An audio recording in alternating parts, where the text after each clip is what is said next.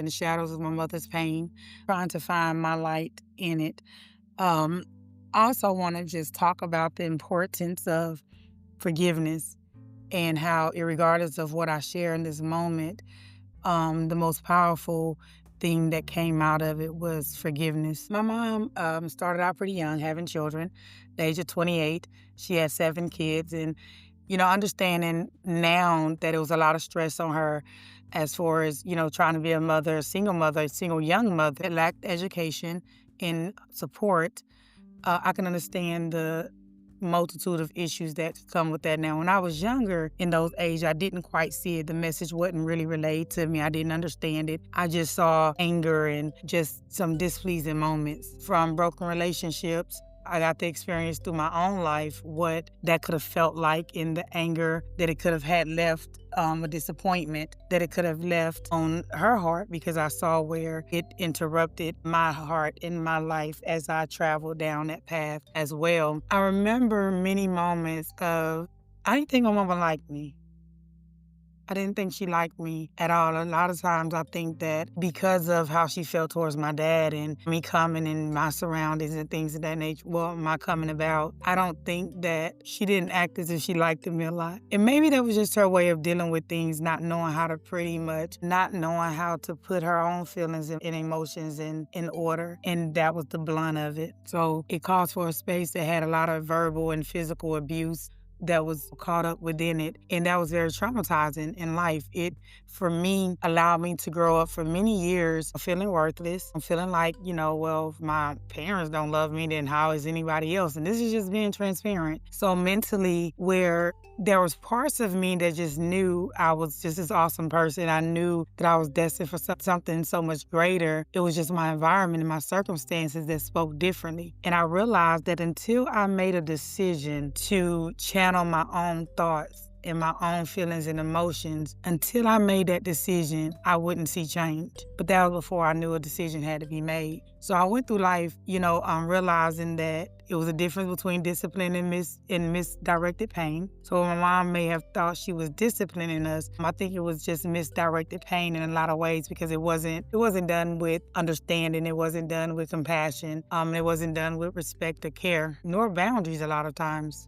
For me, it made me question my worth and my identity many days. I entered into relationships based on, what I felt about myself, but the things I felt about myself was things that came from someone else. So I had to really get a grip on life. Now, and many times you'll hear me have conversations and, about my mom and certain things that had happened. And that's me just relating and trying to figure out, where did this come from? Where did it happen? Where does it really hurt? Where did it start? And that's how I get to evaluate life.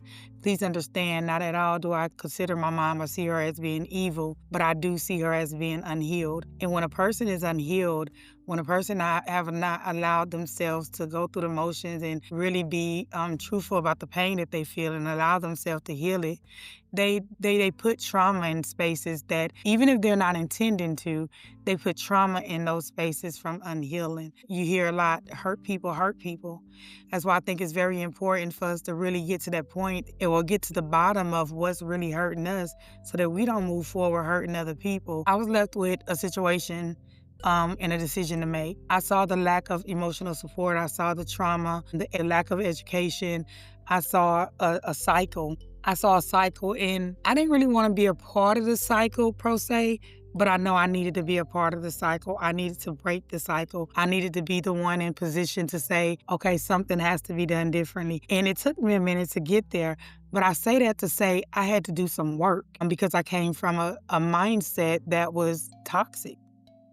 I came from a mindset that didn't see past today. I'm just going to be honest. And then I came from a household that was confusing, because I came from a household that I feared, a household with a parent that I feared, but also wanted to love me. So it was very confusing. It was very damaging, as well as sometimes I see toxic relationships, because I've been in some myself, and then it's like, well, how do you end up? Well, I'll tell you how many people end up in those spaces, because they grew up in households where they feared the household, or they feared the authority figure in the household, but they also was craving for that authority figure or that person to love them. So they stayed because they had nowhere else to go anyway, right? Not as a child. And so that carries over, those habits and those behaviors carry over into adult life, into real life. And so we go wondering, why are we entering into these relationships? Why am I dealing with this and why this keep happening? Because it's a root cause. It's something within the root that needs to be taken care of. And I think that you should take a time to go back and see it, evaluate it, understand it, allow yourself to feel it from the realistic expectations of healing it. Because if not, it's going to keep you in a space where you can continue to do the same things over and over again. Throughout life, so much happened. Another thing that I felt was very, very important for me to hold on to is forgiveness. I remember about the time I was in my early 20s. And, so being in my early 20s, I remember calling my grandmother one day because I was really feeling some type of way. And I think this was the beginning of my breakthrough because I was really feeling some type of way. Like I had anger in my heart. I was frustrated. Like you talk about my parents or mention my parents' name, like I'm really feeling some type of way situation, right? And I realized that the anger and the frustration that I had towards my parents, it was kind of spilling out into other areas in life, into other relationships, into what I thought about myself, to what I spent my time thinking and focusing on. It was attracting itself to me to be more of a nuisance. I saw myself in a place where, and I called my grandmother that day, I was tired. And I was tired of the thoughts. I was tired of the feelings, the mixed emotions, and going through the wind of it all. It felt too much. And I said, Grandmama, this is how I feel, and I don't know what to do about it. And she said, baby, she said, do you got a Bible with you? I said, yes, I'm at work. I said, but this is a Bible right here. She said, I'm going to grab that Bible for him. I said, yes, ma'am. So I went over and I grabbed the Bible, and when I let her know I had the Bible, and she said, now go all the way to the back of the book, and you're going to see some words. And I want you to go and I want you to find forgiveness. And when she said it, I'm going to obey. So I'm going to get the Bible. I'm going to flip. But I'm also, in my mind, I'm like, forgive who? Them? For this? What? Huh? And she told me, she gave me an assignment, and the assignment was, now I want you to go in every verse and chapter you see on forgiveness, I want you to read it. And I want you to keep reading until you believe it and understand it. And so I went and I read it, because at this point, though, as I'm reading, I'm like, I don't know how. It's going to have to be a miracle if I forgive these people, because then I didn't understand what forgiveness was. I didn't understand that forgiveness wasn't about them. It had nothing to do with them. It had everything to do with me. It was me that was sitting there stressing and depressing. It was me that was sitting there frustrated and angry. It was me that needed to change some things. So how was I to do it? I had to forgive. And I had to realize, and through reading those chapters of forgiveness, I realized after reading through the chapters, as my grandmother had told me to, I had realized that forgiveness had nothing to do with the other person. It had everything to do with me. So I followed, and I read and I read and I read. And some of the scriptures I read over and over again because I needed to read it to understand it, especially when the Bible said, forgive 70 times 7. I was like, oh, that's a lot of times. So I was, contemplating on this thing, but I understood it. And when I understood it, it made me a very powerful person. I can walk away from situations and I can bounce back from them, and I can move on with life without feeling like I'm just drained from the situation that I just came through. I know how to put up boundaries and put up, signals around me to let me know that, wait a minute, boop, boop, boop, getting a little bit too close. So it's not running to be afraid of anything. It's moving out the way to protect my peace. Forgiveness, forgiveness, forgiveness, forgiveness. A lot of people walk around angry, and even, I'm here in my 40s, and I still have conversations with individuals that's in my age range, and they're still mad at their parents, angry and resentful, and that carries on into relationships. I see it in some of the relationships and some of the men that I have, communicated with or what have you. And I'm like, no, I can't date you because you got to let that stuff go. Because you'll be around here blaming me for something that I ain't do. I ain't not warm your milk up. So you see what I'm saying? So we be around here blaming folks for stuff that they ain't do because we're holding on to stuff that we should let go. Forgiveness is very important.